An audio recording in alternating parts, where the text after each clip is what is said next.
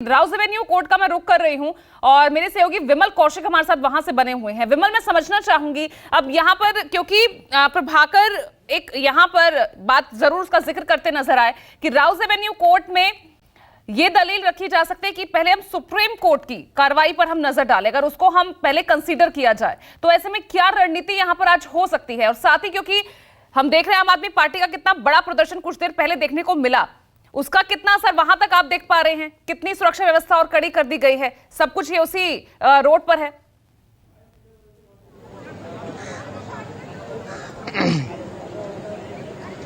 जी बिल्कुल, देखिए ये आम आदमी पार्टी के जो कार्यकर्ता के प्रोटेस्ट को देखते हुए ही अगर मैं राउज एवेन्यू कोर्ट की तस्वीरें दिखाऊं, देखिए 12:15 के आसपास का समय है और ये गेट नंबर 5 है। इसी गेट नंबर 5 से जो है ईडी की टीम लेकर अरविंद केजरीवाल को अंदर जाएगी। और देखिए ये पूरा रोड को अगर मैं दिखाऊं, ये सामने की रोड है देखिए राउज एवेन्यू कोर्ट की, और इस पर जहां तक आपकी नजर जाएगी सिर्फ बैरिकेडिंग नजर आ रही है, पुलिस की टीमें नजर आ रही है और पूरे रास्ते को आम गाड़ियों के लिए बंद कर दिया गया है।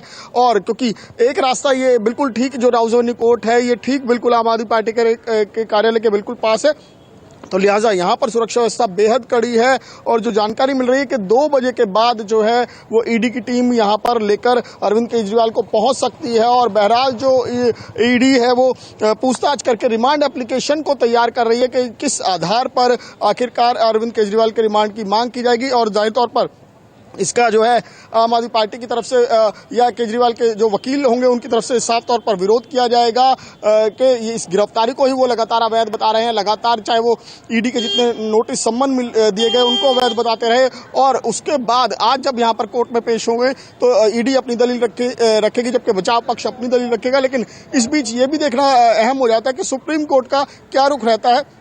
और हो सकता है कि ईडी ये एप्लीकेशन लगा दे कि पहले इस मामले में सुप्रीम कोर्ट का रुख सामने साफ हो जाए, उसके बाद ही इस मामले को आगे सुना जाए। जी ठीक है विमल, बने रहिए। प्रभाकर का रुख कर लेती। प्रभाकर, मैं समझना चाहूंगी जब अपनी गिरफ्तारी को ही चुनौती देने वाली याचिका जब दायर की जाती है, आपका अनुभव क्या कहता है, राहत मिलने की कितनी संभावना रहती है?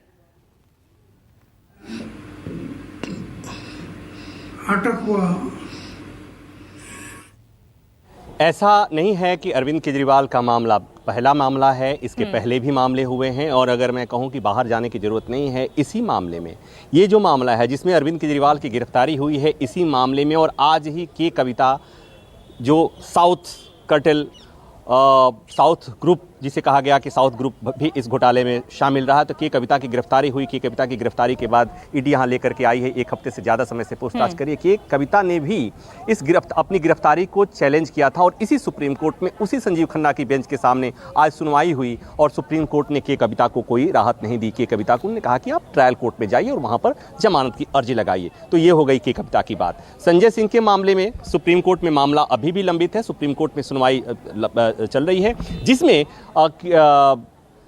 संजय सिंह ने अपनी गिरफ्तारी को चैलेंज किया था। और वहां पर हालांकि उनके पास एक आधार ये था कि संजय सिंह ने अपनी याचिका में कहा था कि उनकी गिरफ्तारी के पहले उनको ईडी ने समन नहीं दिया था। बावजूद उसके वो मामला अभी भी पेंडिंग है, वो मामला सुप्रीम कोर्ट पे लंबित है, सुप्रीम कोर्ट पे भी सुनवाई चल रही है। अरविंद केजरीवाल के पास ये आर्गुमेंट कम से कम नहीं है, क्योंकि 1 नहीं 2 नहीं 8-9 समन ईडी ने भेजा था, तो ये उनके पास दलील नहीं होगी।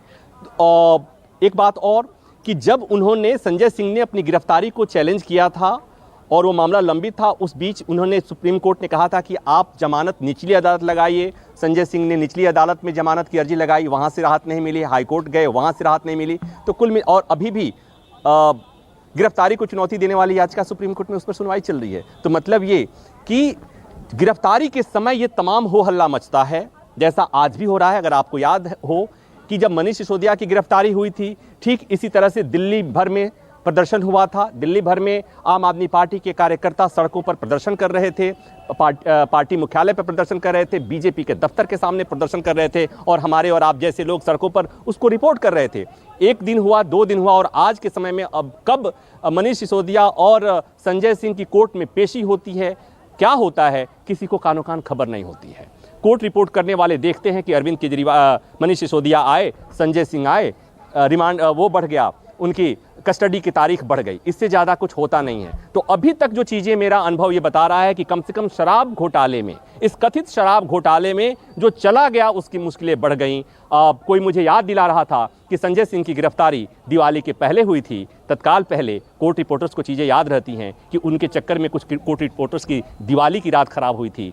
होली के ठीक पहले अरविंद केजरीवाल की गिरफ्तारी हुई है और आज देखिए जब लोग होली मनाने की तैयारियां कर रहे हैं, सुप्रीम कोर्ट में चारों तरफ कनात तंग गया है, पार्टी की तैयारी हो रही है और अरविंद केजरीवाल के भविष्य का फैसला होने वाला है सुप्रीम कोर्ट से। चलिए ठीक है, बहुत बहुत शुक्रिया, आप लगातार बने रहिएगा बिकॉज आज सभी की नजर इस हर घटनाक्रम केजरीवाल की गिरफ्तारी को लेकर, उनके द्वारा दायर याचिका को लेकर रहेगी और पल पल की अपडेट्स न्यूज़ 24 पर लगातार बनी हुई है।